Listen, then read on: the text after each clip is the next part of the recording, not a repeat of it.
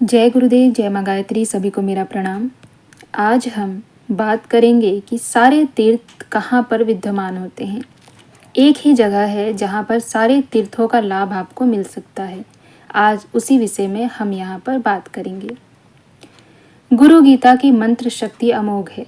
इसका प्रयोग कभी विफल या असफल नहीं होता। बस करने वाले में गहरी भावनात्मक प्रगाढ़ता एवं पैनी वैचारिक एकाग्रता होनी चाहिए। जो संकालु हैं, संशयग्रस्त हैं, उनकी कभी कोई साधनाएं सफल नहीं हो पाती। फिर भी वे किन्हीं भी साधना उपकर्मों की उलटफेर करते रहते हैं। कई बार चाहतों की चिंता से भरे हुए ऐसे लोग चमत्कारी साधना विधानों की खोज में रहते हैं। उनका चित्त यत्र तत्र सर्वत्र भटकता रहता है। कभी किसी महात्मा के पास तो कभी किसी देवता के पास, कभी किसी की समाधि पर तो कभी किसी की मजार पर। परंतु जैसे जैसे उनकी यह भटकन बढ़ती है, वैसे वैसे उनकी असफलता भी बढ़ती जाती है। चिंता एवं अवसाद के सिवा उन्हें कुछ हाथ नहीं लगता, और लगे भी तो कैसे। सारे सुख एवं शांति तो श्री गुरु चरणों में है। गुरु गीता के बहुत से वीडियो हमने बनाए हैं, गुरु के उपलक्ष्य में है, यानी कि गुरु के महत्व को दर्शाता है। उसमें बहुत सी वीडियो हमने आपको पहले भी बताई है, और उसमें यह भी बताया है कि साधना सुफल की बात बताई गई है।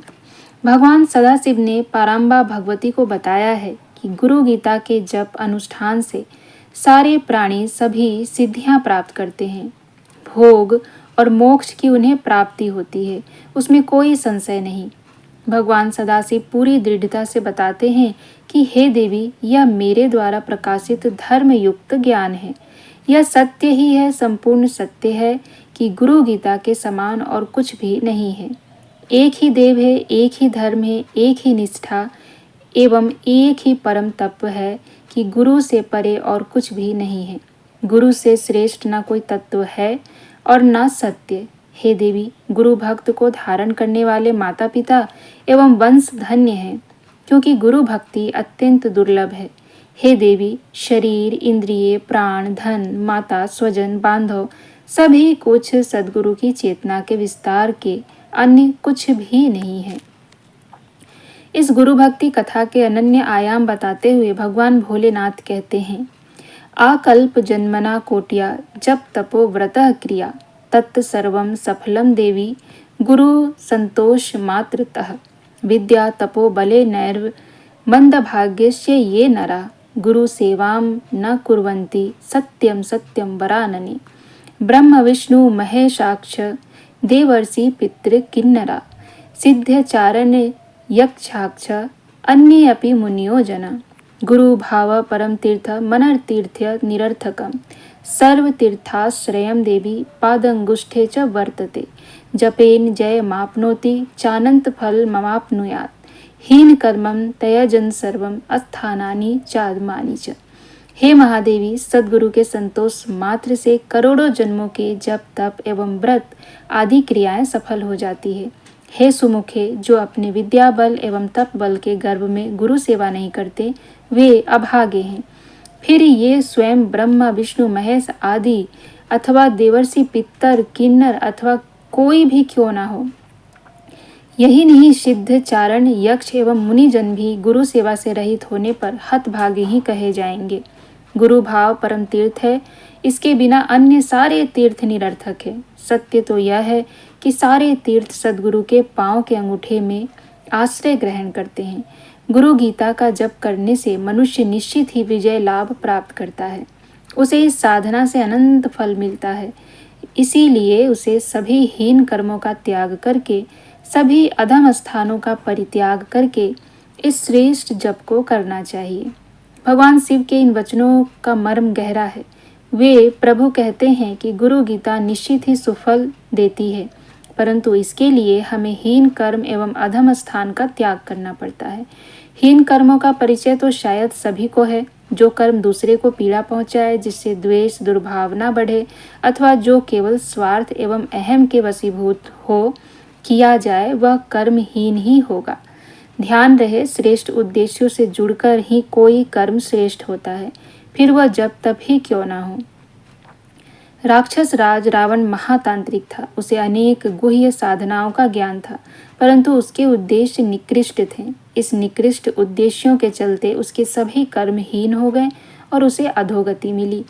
रही बात अधम स्थान की, तो अन्य कहीं नहीं, अपना ही कलुषित हृदय है।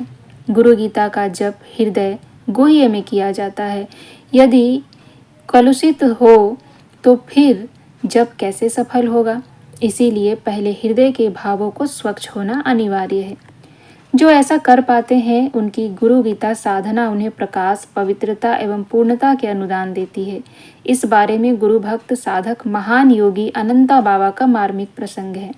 जिस समय बाबा ने अपना यह प्रसंग सुनाया, वह एक आदिवासी गांव में रहते थे। आदिवासी उन्हें अपने देवता मानकर पूजते थे, श्रद्धा करते थे। बाबा उनके लिए माता पिता एवं भगवान थे। बाबा भी इन ग्रामवासियों का ध्यान अपने बच्चों की तरह रखते थे। बहुत पढ़े लिखे न होने पर भी उन्होंने इन भोले गांववासियों को शिक्षा का संस्कार देने की कोशिश की थी।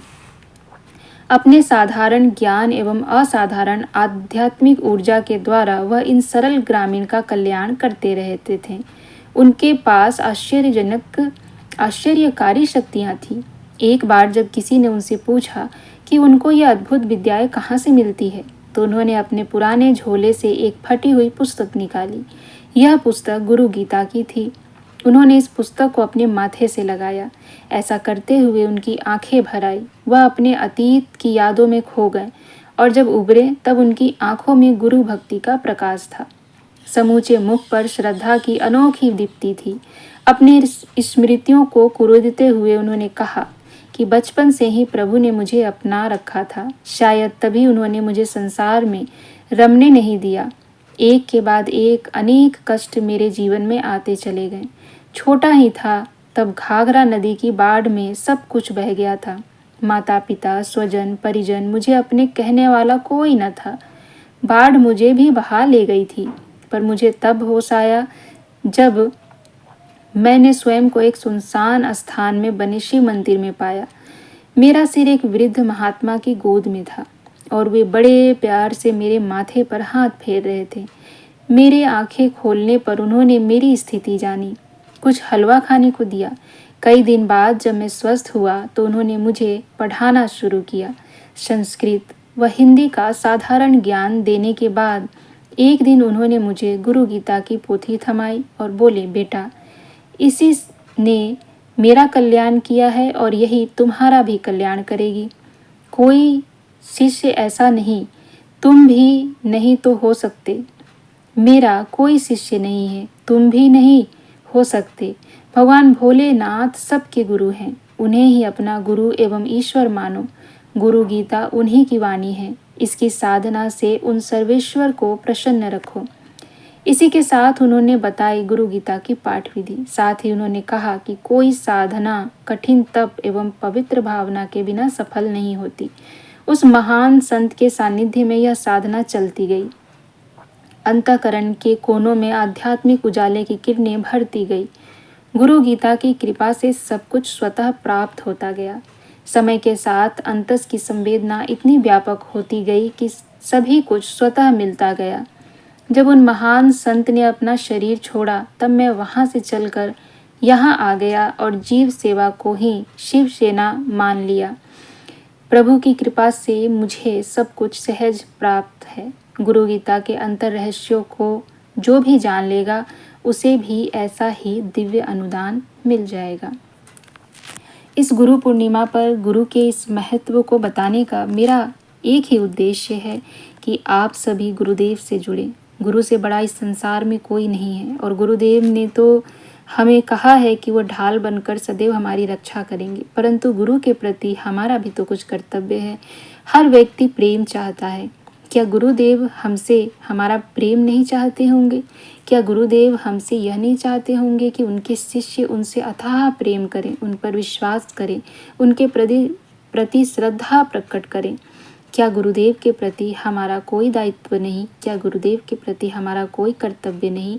और इस प्रकार से गुरु के प्रति भाव प्रदर्शित करके फिर भी हम अपना ही कल्याण करते हैं। इसमें भी गुरु का कल्याण नहीं है। बस गुरु को मिलता है तो वह अपार स्नेह और उनके हृदय में मिलता है तो हमारे द्वारा किए गए प्रेम का एक हल्का सा एहसास, जिसको पाकर ही गुरु खुश हो जाता है।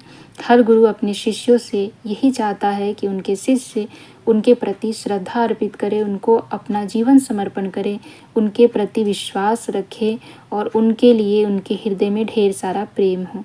और यही हमें करना है। इसीलिए आप सब इस गुरु पूर्णिमा के पर्व पर गुरु गीता पढ़ने का एक संकल्प लें और गुरु को अपने सम्मुख पाने के लिए गुरु गीता का पाठ करें।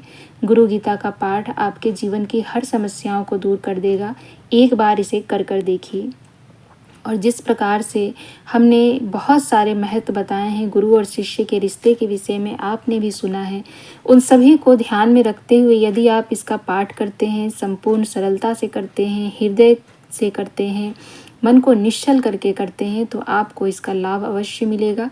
और एक दिन आपको हो सकता है कि गुरुदेव भी मिल जाएं, साक्षात उनके दर्शन भी हो जाएं।